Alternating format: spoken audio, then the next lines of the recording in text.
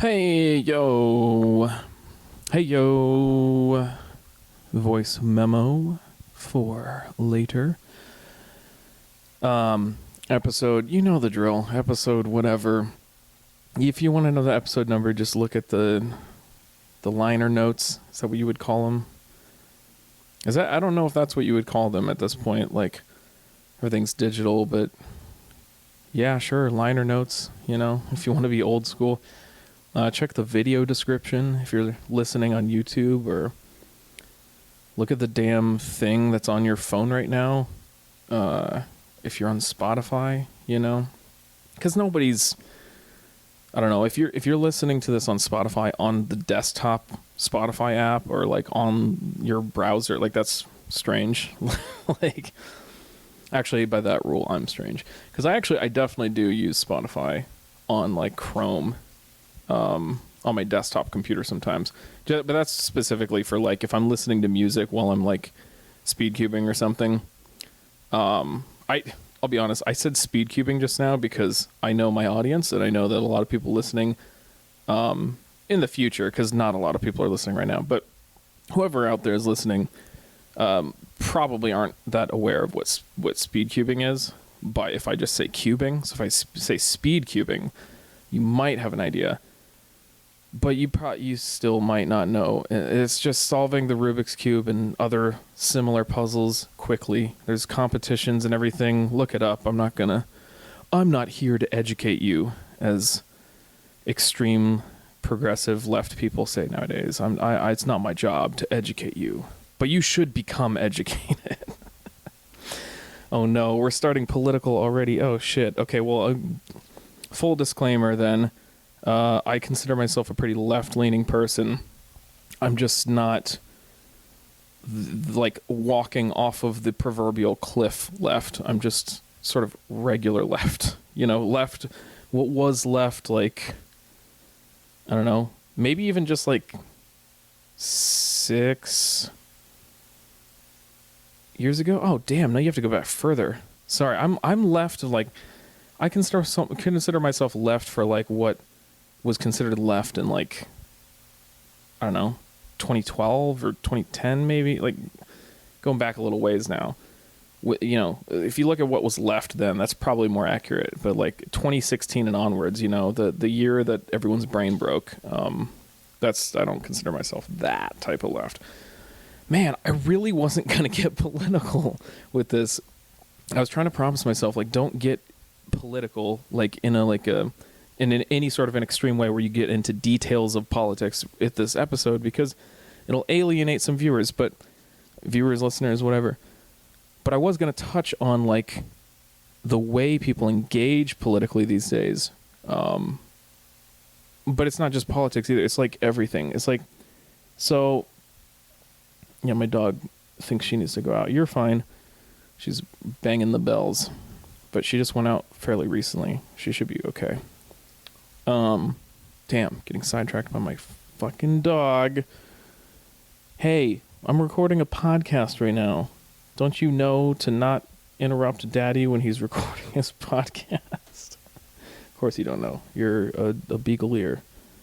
You know about treats and toys and snuggling and whatever. That's all you think about or know about. Chasing the cat. It's an easy life. But yeah, no, people, I guess, seriously, dog? Okay, I'm gonna pause this, and I will be right back. Okay, resumed. We are resuming. Hopefully my dog will understand now that I'm recording a podcast. Jeez. No, people are shit at conversation now, and negotiating their belief systems with the reality of the world and what other people believe.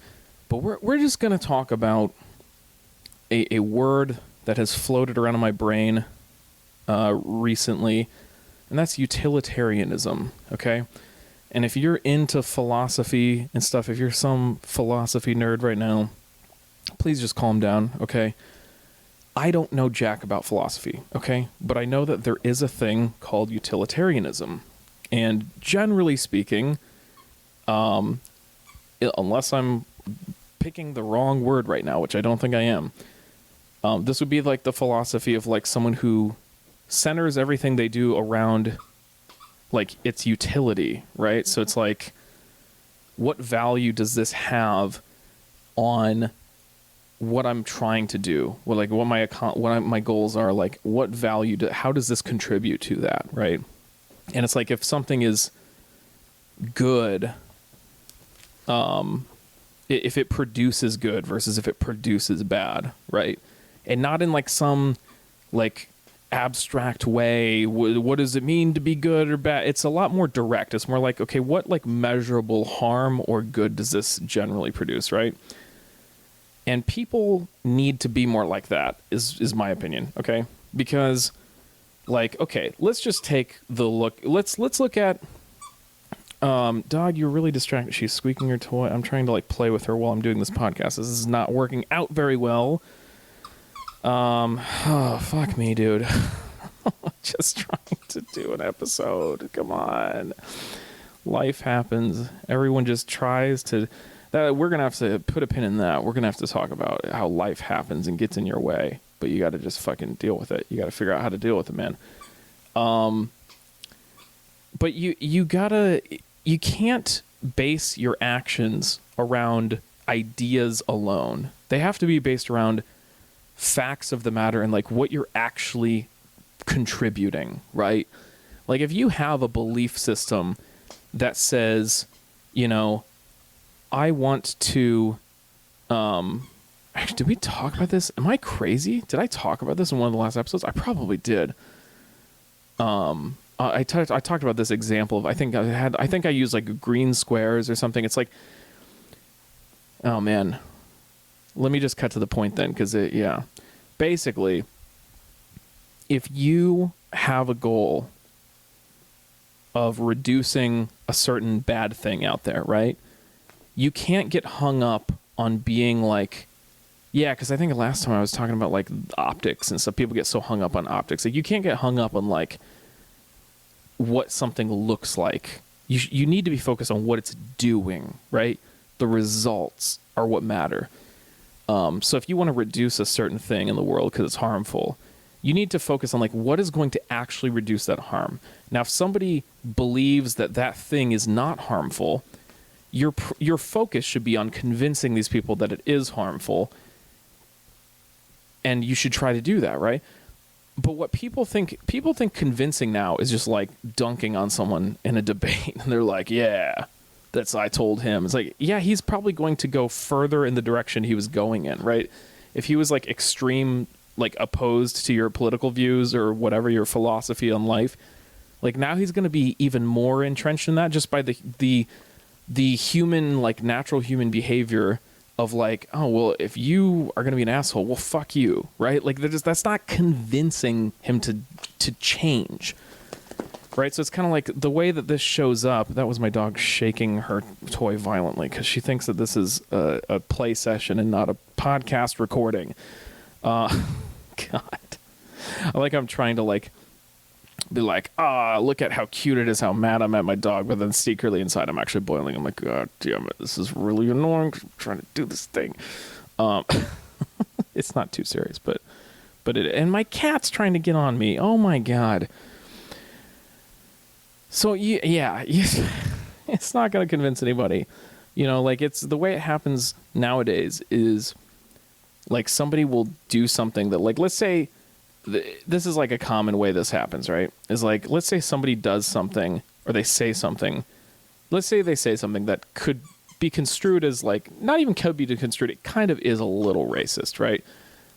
But like, I say it's a little racist as in like, it's not actually like abhorrently racist, like in an obvious way. It's like a subtle thing where it's like, okay, dude, like that kind of is where like reflective of like a bad like attitude or way that you're viewing like another race of people. It's like, it's not like it's a stereotype thing or whatever. And it's like, that's not, you have a flawed view and it's not like polite, right? Or whatever. It's like just not cool.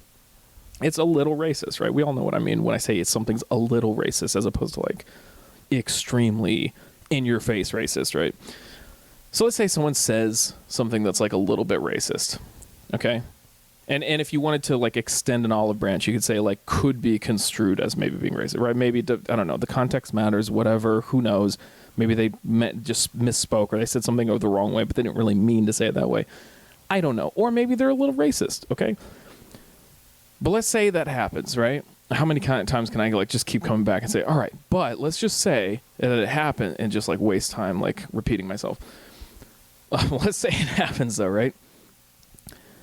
What people do a lot nowadays is they will immediately call it out, right? They'll be like, that's fucking racist.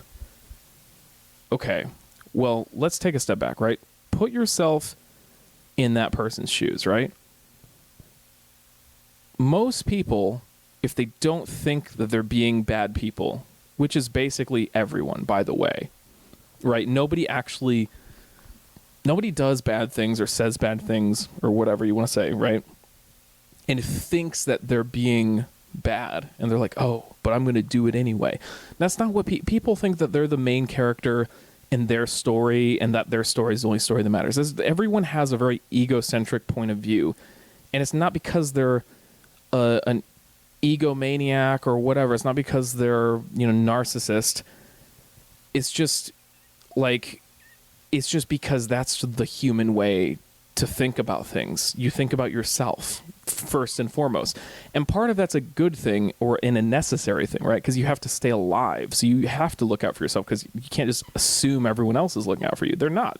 By the way, that's a dumb thought. Like, if you think that, like, no, people are looking out for themselves. Now, it's not to say you can't be a selfless person and you can try to do good in the world and whatever, yada, yada. You can still do that, but you have to also look out for yourself. Like, you can't just be dumb and not look out for yourself. So, people do have this, like, self view of the world, right? The view that's like through the lens of the self, okay? And so if you think that you're not being wrong in the moment, which you probably don't, right? Again, you're probably going to rush to your own defense immediately before condemning yourself, right? That's just your natural way of viewing things. If you think you're being fine and then somebody like accuses you of something as like you probably would view, because unless you actually are really racist, right? You probably care that someone calls you racist. Like, it bothers you probably. You're like, damn, dude, I'm not racist. Like, what are you talking about? It's like a terrible thought to think that you'd be racist if you're not actually racist. Like, you don't want to be viewed that way. And actually, even racist people don't necessarily want it. But that for them, it's more like they're just like, they'll take up the issue that you're calling them that a lot of times, but they don't really care about how it feels, right? It's more, but like if you're, you know what I mean? If you're actually not racist, like it bothers you not because someone's saying it. It's not about the optics of like, how dare you like say that to me, because that's like, it's not, they're not acting like it's just some regular insult. They're like, if you're actually not racist, like it bothers you deeply because you're like, that's a troubling view. That like that like what if that's real, right? You don't want that to be real. Like, it bothers you that you could, because you're like, that's a bad thing and I want to be a good person, right? Everyone wants to be a good person generally. So yeah, if you're accused of that, right? If someone accuses you of that right off the top, like aggressively, they're like, dude, that's fucking racist what you just said. Your instinct, I don't care who you are, is going to be to defend yourself. You're like, hold on, whoa, that's not racist. You're escalating immediately from the jump, right? Now, how is that guy going to recognize that what he said was a little racist and then realize, oh, that's probably shitty to say. I shouldn't say that because it might make people feel less than and whatever, right? You have to approach it with some delicacy, a little bit. And here's the thing, as I already know, because some of you guys are fucking crazy, there are some people that are so far gone from the conversation, from even approaching a conversation about any of this stuff, that they're already mad at me for saying it. They're like, I don't need to take a racist person's feelings into account. It's like, look, see, you're already labeling them as a racist person. When in reality, probably what it is they probably are not necessarily a racist person, but they like said something that was, objectively a little bit racist. And I know what you're thinking, Zach, what's the difference? Well, there's a huge difference, right? Between thinking someone is less than and like that a race of people are inferior versus not at all thinking that, thinking everyone's equal and blah, blah, blah. But then just saying something that's like, that's in support of that belief. And you just don't even, you might not even recognize that it is, but like that is in support of that. It's like a built-in thing. It's like I hate leftist people have really made me, and I say leftist like it's someone else, but like I said, I'm like 2010 left or whatever. I'm not 2023 left. God, no. Okay. Like by their standards, I'm probably alt-right or something. I don't fucking know. And I don't care. Politics generally bore me. And I promise this is probably, well, unless it's with someone else and we get into politics, this is probably going to be like the only solo episode you're ever going to hear me like go on in any sort of detail about politics at all. But, damn, I just derailed my own thought. But yeah, it's not, that's generally what's going on, right? It's like it's a system. Oh, that's what I was saying, is that like really left people really make me hate using the word systemic because they overuse the fuck out of it. But in this case, that is kind of an accurate description. Like, it's probably more of a systemic thing of like, it's this idea that's perpetuated and they've kind of taken it under their wing without actually recognizing what it is, without confronting the belief behind the thing they said. They're just saying it, right? They're just being casual with it, and they don't realize like the harm behind it necessarily. So you coming at them, right? Let's run the scenario again. This person says something a little bit racist, and then you are like, whoa, that's fucking racist, right? Okay, immediately you've lost them, right? They're not gonna, the odds of you turning that around and getting them to recognize what they said is wrong is so low. And even if at this point they do figure it out, it's not going to be any credit to you. It'll be them like stewing on the conversation later and being like, what the hell was that? Like, and maybe they'll figure it out, right? If you're lucky. But we don't want to rely on luck to like change people for the better and make people like be less racist and things like that. Like, right? We want to rely on skill of conversation. We want to actually like use real tactics, right? We want to be a utilitarianist and see like how am I going to get from point A to point B where I actually want to be, right?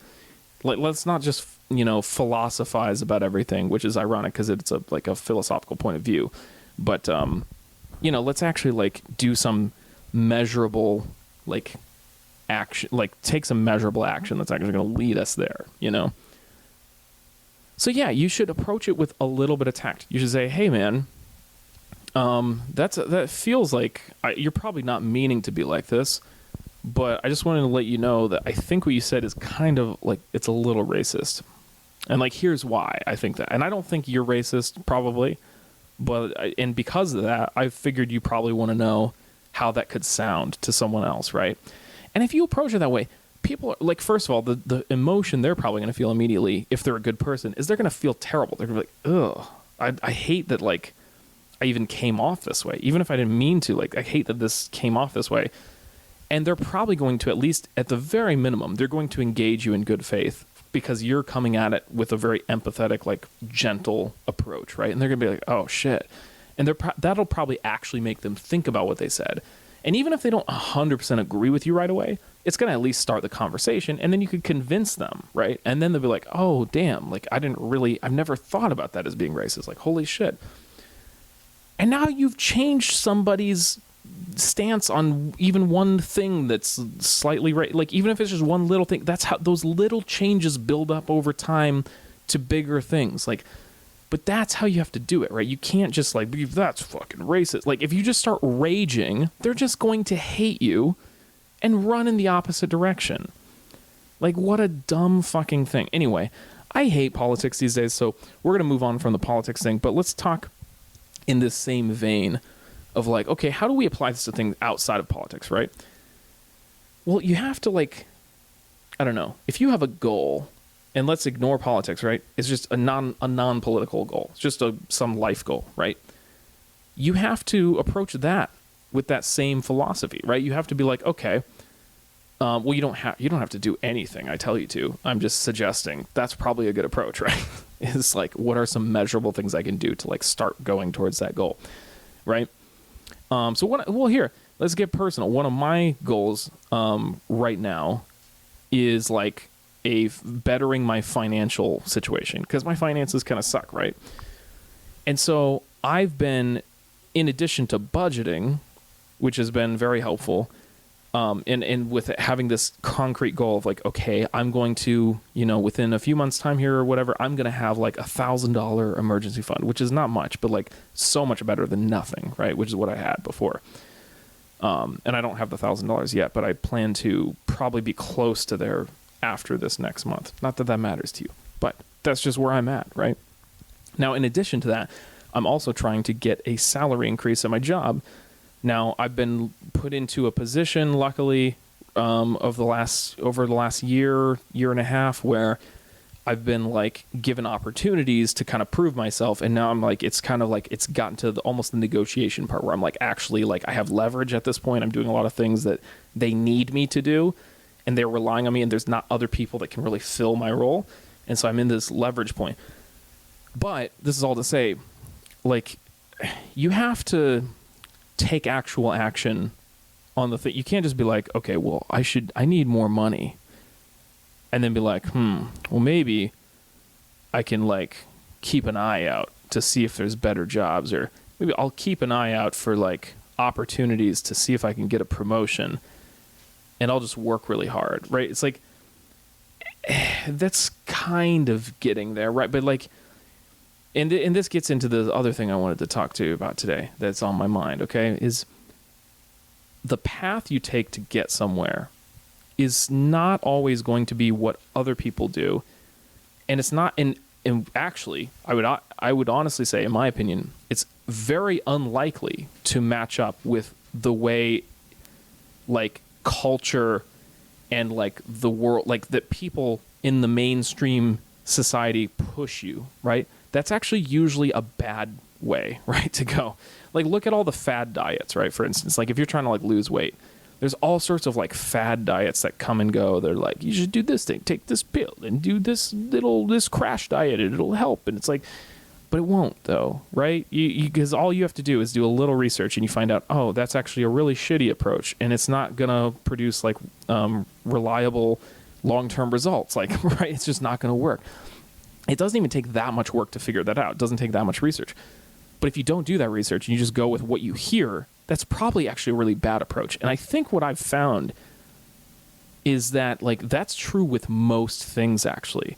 So it's the same thing with like the job thing. If you're trying to get more money, the way people tell you to like do the typical traditional things of working hard and it'll get recognized and then you'll get a promotion, like that's not actually how that usually works. One instance of this, an example, is a popular thing a lot of people will tell you is to be a loyal like company person, right? This is traditionally in the past people have told you like, oh yeah, work hard. The boss will know. Those people that don't put in the work, they remember and blah, blah, blah, blah. Okay, that's partially true, right? There's a seed of truth to that, sure. But if you look at part of that, the whole loyalty thing, I really need a pop filter because I think I'm noticing I pop my P's a lot, and it's probably really annoying. Probably really annoying. There's no p in annoying, but I could make annoying. It's probably really annoying. I'm gonna eat a panini now. But no, it's like the loyalty thing is bad, right? It's actually a really terrible thought to have, like a really bad thing to go towards if you're trying to make more money. Because actually, you can look at this. There's been studies that have been done that show that actually, I don't remember the exact numbers here, but we'll just kind of pull them out of my ass a little bit. No, I mean, I'll give you like an idea, but like I can't remember the exact numbers. But just grain of salt and all that, right? But it's been shown that people that actually leave their jobs to get a new one, like I think what is it, like every 2 years or something like that, end up making like it's something crazy. Like it's probably not this exactly, but it's probably like double, right? They end up like doubling the salary eventually of the people that just stay with one company. Now, it might not be actually doubling. It might be like they increase by like 50% over the term, right? Of like I don't know what it is, but like they get paid so much more on average than the people that just stay with one company. which is kind of nice actually when I found out about that, because I was like, oh shit, that's kind of not as a purposeful, like, there's the P again, purposeful, that's not the approach that I've like intentionally taken, but it is what I've done like for my whole adult life. Is like I've never stayed at a job for too long. In fact, actually the company I'm with now, I've been with for since 2017. So yeah, so you said like 6 years. I'm like over 6 years now. You know, going on. I just recently had hit my 6-year mark, like not that long ago. But yeah, that's like pretty by far actually the longest I've ever been with any company. And I'm 33, so that's like, I don't know. I've worked for like several other places that were like much less amount of time.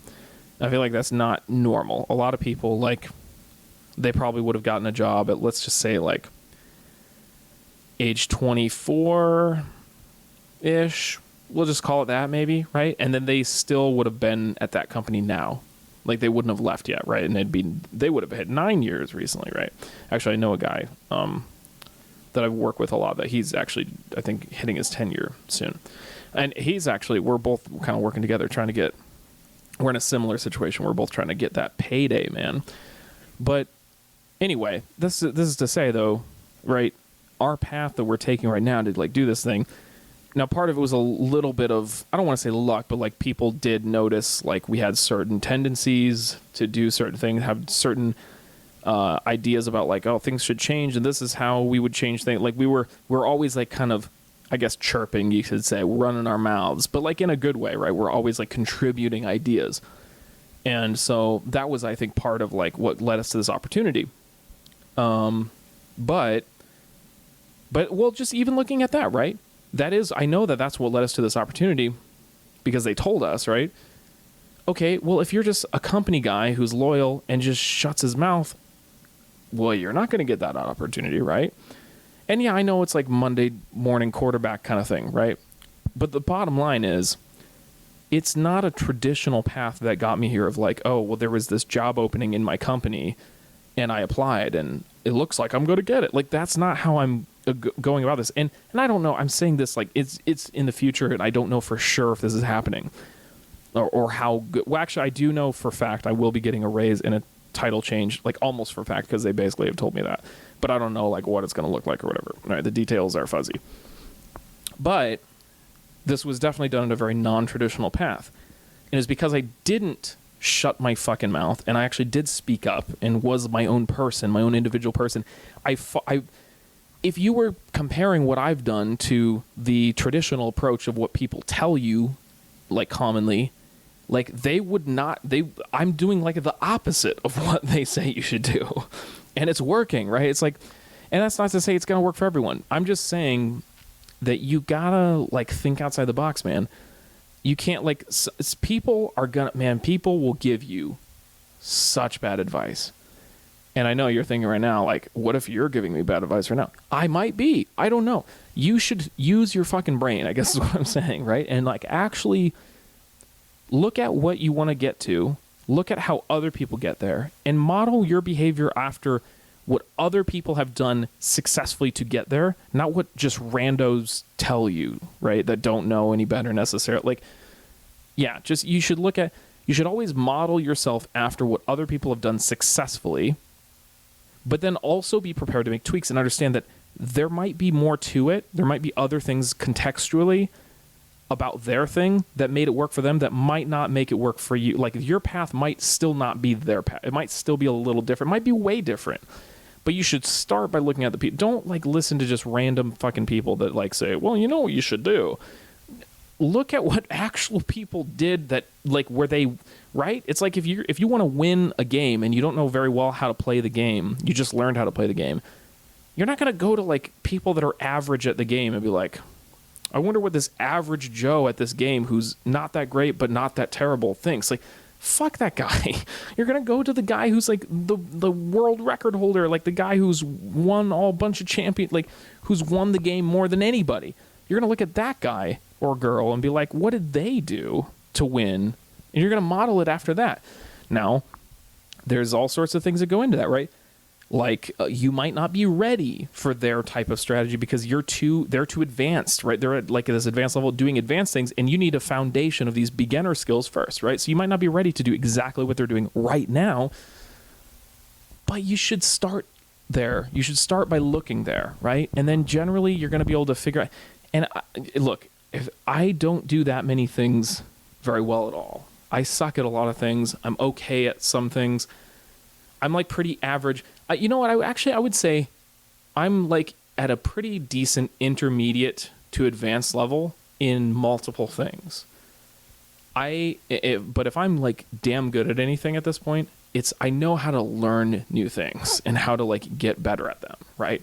I might not become the best ever at that thing, but like I definitely can fucking learn how to do it and get decent at it. Like there's just something, I just have a ton of hobbies, and it's just, I've gone through this process so many times. I will tell you that if you do this enough, if you model yourself after the people that actually have succeeded, and then you like, you switch up from there and you say, okay, well, it looks like what they're doing, I don't really understand what that is. Like, it sounds like they're doing a lot of, like, I don't know, if you like, we could make up a name, right? Like for a technique, I don't know, like maybe they're doing the Rasperden technique. That sounds dumb, but we're going with it. That's the first jarble of sounds that came to my mind.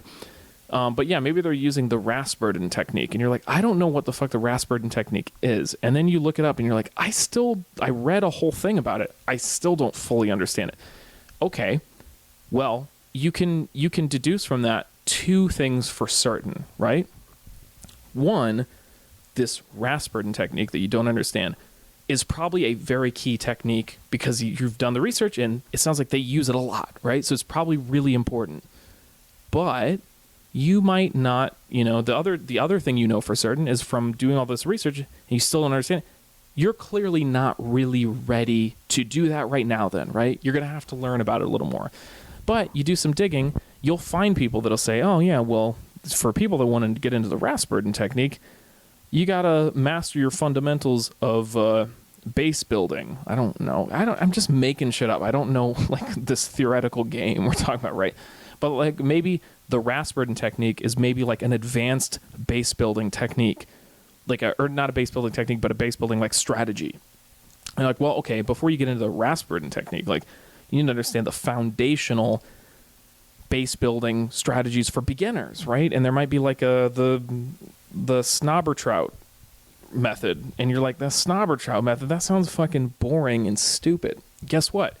It is. But if you want to get to doing the Rasperden technique, okay, you're going to have to learn the Snobbertrout or whatever I just said. I might have said a different thing now. I don't know. But you're going to have to learn the Snobbertrout like method first, right? And it's got to be boring and be stupid. But guess what? When you get really good at the Snobbertrout method and you're like, this is fucking boring, but I am pretty good at it, you're going to start to probably, if you're interested at all in this game that you're trying to get good at, right? You're probably going to start getting a little bit excited. You're like, oh man, I'm good at this. It's boring as shit, but I'm like I know this really well. I think I'm ready to move on. And then maybe like there's another stepping stone from Snobbertrout to Rasperden. There's like the Miller method. That sounds a lot more normal, but also really like bland. I don't know what that is. I don't know. These are all people's names, I think. Snobbertrout, Rasperden, Miller. These are all key players of this game that both of us don't know what we're talking about. This thing I'm making up on the fly. But yeah, you might need to learn the Miller technique now, right? And then once you get good at the Miller technique, then maybe now you just get started and you go back. You know what you do? You go back to that Rasperden technique, like those the documentation and the stuff that you read before. You're like, man, okay, let me reread this. And maybe now you know the Snobbertrout and Miller techniques, and you're like, oh, you know what? I understand this now. I understand what they're saying. I can't do it. This sounds really hard, but I do understand what it is now. Now you can start to approach that and figure out, okay, how do I do that? And you're go on these little stepping stones on the way, right? Every little thing is like taking you closer and closer. And then eventually, like one day, you're like implementing the Rasperden technique and like winning. And you're like, oh shit, I'm actually doing that advanced thing now. But it all started with the boring Snobbertrout. But you had to look at the Rasperden first. You have to, because like it all comes back, right? It's like that was the technique that was super important, right? The research you did in the beginning showed you this is really important. You got to get there. But you can't just get immediately there, right? It's going to take some time. You're going to have to learn some other boring shit first. Like, you know, that's something else that I've learned throughout this journey of learning lots of hobbies and getting to an intermediate to advanced level in them, but not being professional or really notably good at all, just better than noobs. I'm better than most noobs at a lot of things. I can confidently say that. All the pros can kick my ass, but you know what? I'm better than all you noobs, so shut the fuck up. Am I right? No, I'm like doing Nancy's joystick. Nancy. If you know, you know. If you don't, who cares? But yeah, that's like one thing I've definitely learned through all this is the beginning stuff is actually, you know what? I wouldn't say the beginning stuff. The very beginning of something usually is exciting. It's always exciting because you're like, you don't know what you're doing. So even just, and it's like it's kind of like, you know what? I'm going to throw this out. I've heard someone reference this recently in relation to a whole different topic, but I'm going to throw it out now and sound like I know a bunch of stuff about math and science stuff. Okay, it's a sigmoid curve. Okay, that's what learning most things. It really is like a sigmoid curve. Only it's a series of sigmoid curves. A sigmoid curve, you can Google it, is basically just like a graph sort of shape, right? You look at different like things that are linear, right? They just go like in an even slope upwards, right? That's like a linear progression. A sigmoid curve, cat, get the fuck out of my sight. I'm trying to record a podcast and you're yelling at me for food, and you probably have food in your dish and you're just not eating it. God damn, my animals are annoying today. But yeah, sigmoid curve basically it starts by like going like way like it's slow.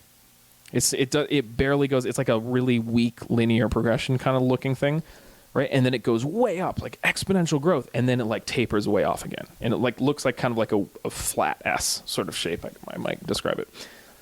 That's a sigmoid curve.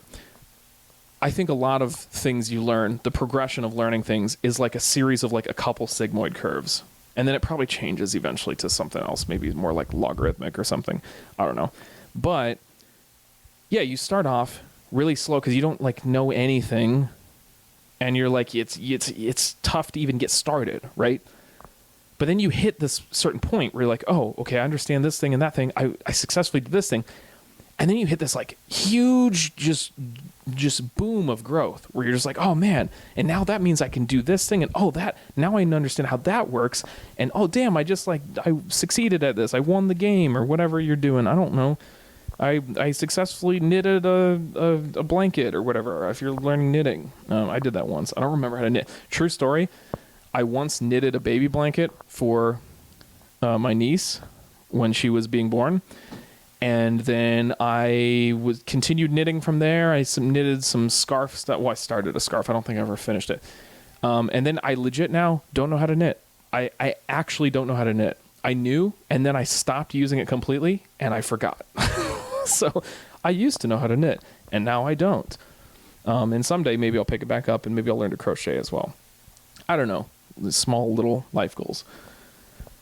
But you have this huge boom, right? You learn all this stuff, but then you hit that flat part again. You plateau, and you're like, okay, well, I know all this stuff now, and I'm at like the advanced sort of section of the beginner section, right? I'm kind of transitioning into like an intermediate person now, but then it's like now you see the door opens and you see the whole world of intermediate of this thing, and then you're daunted by that. You're like, whoa, that's huge, and I have no idea where to even start, right? And so it slows down again, but that's why I say it's like a series of sigmoid curves, because then you like hit another like big banger progression arc where you're like, oh man, this is crazy, like I'm learning all this stuff, and then you're eventually going to plateau again. Like that's just how shit goes. But yeah, when you hit those plateau points, man, it's boring as hell. It's really boring. Like, and you feel discouraged sometimes. You're like, I don't think I'm gonna, like, I'm kind of at a point like that, right now with my comedy, where it's like, I'm at one of those boring spots, but it's like, but I feel okay about it because I understand that, right? I know that there's an other side to this. I just have to find my way through, and it's going to be tough for a little while. But yeah, right now I feel like I learned a lot of the basics of comedy and how to kind of structure a really basic routine. And kind of like, just a, you build this like short 5-minute set, and it's like it kind of sort of makes sense a little bit. One thing goes to the next thing. You kind of see how things connect. You learn how to like figure out a punchline to stuff. You kind of understand your writing process a little bit, like what your style is a little bit, but like you still don't really have a major voice. You still don't like, you're not very good at writing jokes. You just kind of know how to do it a little bit, but like it takes you a while and you bumble through it. And I'm at that kind of point right now. But then like I still like I can only take my jokes so far before they feel like I can't get any big laughs beyond that. It's just kind of get one kind of decent laugh, and then maybe I get one other laugh that sometimes when the crowd's into it, it's like a little bigger, and then it's like, okay, and then where do you go from there? I don't know. But I know from watching professionals that there is a place you can go beyond that that's like where they really laugh. And then there's a level beyond that, and there's probably even like a level beyond that level, right? Where you get to the one level where like, damn, like the peak level is where you can make the whole room is like they're falling out of their chairs because they're laughing. So like they've never laughed harder at anything. Like you can take people to that place, but like that's really hard, dude. That's hard to get there. And I don't know how to do that yet. And that's part of what I'm figuring out. But I'm at that boring flat part where it's like, damn, how do I escape the like plateau, But I have enough experience like learning a bunch of other random shit that I know that like, yeah, it'll be better, right? I will get over this at some point. But I have to figure it out, right? I'm going to have to do some studying. I'm going to have to figure out like, okay, how did other people get over that? And that's something I'm going to be doing, really shortly here. Is actually, I'm going to start like kind of doing some more studying of comedy. Like legitimately, like I'm not even kidding. Like, I'm going to sit down and watch some comedy that I know is really good, really funny, stuff that I enjoy and whatever. And I'm going to break it down. I'm actually going to take notes. I'm going to figure out like, what are they doing? Everything from like the word choices to the facial expressions to the body language. There's so many fucking things that go into comedy. It's actually kind of crazy because like it looks, when people are doing it, it looks easy and it looks like magic. That's just like, but like magic that it's almost like they're showing you the secret behind it. They're like, here's this sleight of hand move I'm doing, and look, it works. But it's like deceptive because that's not actually the secret. It's just like it looks like they're showing you exactly how to do it, but then you get up there and you try to do it, and it's like, oh, that's not how you do it, clearly, because that doesn't work alone. There's something else, right? And so yeah, I'm trying to figure out those something else's. Right, that's part of what it is to become a comedian and to get better at it. Is like you have to learn what all those things are that you have to do. No, Cat, you're not going to jump up there. I have a glass of wine. You're going to spill it. You're going to get. Anyway, I don't think I have much else to talk about. I think I pretty much covered everything I was going to talk about. I hope I didn't turn anyone away from the beginning part that sounded like it was going to get really political. I don't think we really got that political. It's just. Yeah, I'm never doing that again. We're not, unless I have a guest and they get into some politics and it is an interesting discussion, then fuck you guys. I'm going to do that, right? Like, that's part of what this podcast is, though. I'm going to do what interests me. I'm going to talk about the things that interest me, and hopefully that maps onto something people want to hear. And if it doesn't, it doesn't. If it does, it does. But I'm not going to I'm not going to be a try-hard, like a sweaty try-hard. That's like a gamer term. I'm not going to be like really super sweaty and like about it, trying to like, oh, what do the people want? Like, no, I'm just going to do what I want to do. Because this is just a fun thing. And it's like something that I'm building towards. Like, yeah, maybe someday it could be like supplemental in some way to my comedy. Maybe it's going to make me better. Just because I have more time talking into a microphone, just saying random shit. Like, I don't know, just maybe it makes me better off the cuff. I actually think, not going to lie, I actually think it already has. When I first started, I couldn't do anything off script, right? I couldn't nothing. But now I feel like I can do a little bit. Not much, but I feel like better. And I think the podcast actually has contributed to that. So, going to keep doing it. We'll see what happens. But yeah, I'm just gonna do what I want to do, and I hope you guys enjoy it. But if you don't, I guess just know that I don't care that you didn't enjoy. Like, there's other podcasts, man. There's so many podcasts now. If you don't like this one, I'm sure you'll find something you like. Okay, that's one thing I'll guarantee you is if you are listening to this podcast because you want to listen to podcasts, but you're like, I don't like this one. There's definitely one out there for you. All right, keep looking, man. You'll find it. And if for those that actually are enjoying this at all, thank you.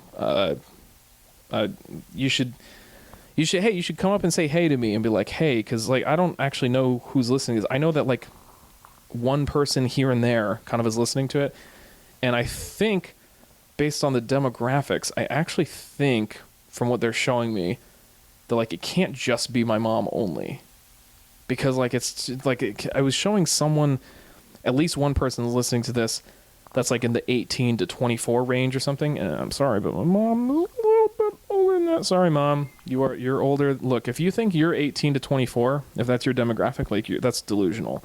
And because I love you, I'm not going to let you be delusional. That's not you. That's not you. Not anymore. That's not me either, though. I'm out of that too. So I'm also getting older. Okay, we're all getting older. It's okay. But yeah, if you listen to this at all, don't be a stranger. Don't pretend like you don't listen to it. Or you can, I guess, if you're that embarrassed because you're like, I'm not going to let anybody know I listen to that fucking loser podcast. That's fine, I guess. Come out and see a show. I do have a show coming up in March. I have should be March 17th, St. Patrick's Day at the Lucky Cat. If you're local here, as in Cedar Rapids, Iowa, or in that area, we're going to have an O Zachary show. It's me and Zach Vaughn and Zach Hoyle. We're all Zachs, and so we're the O Zachary show. Okay, it's going to be Irish, but not authentically. It's going to be a comedy show. It's going to be fun. You should come out on St. Patrick's Day to the Lucky Cat and watch that. Other than that, I will talk to you later. Peace.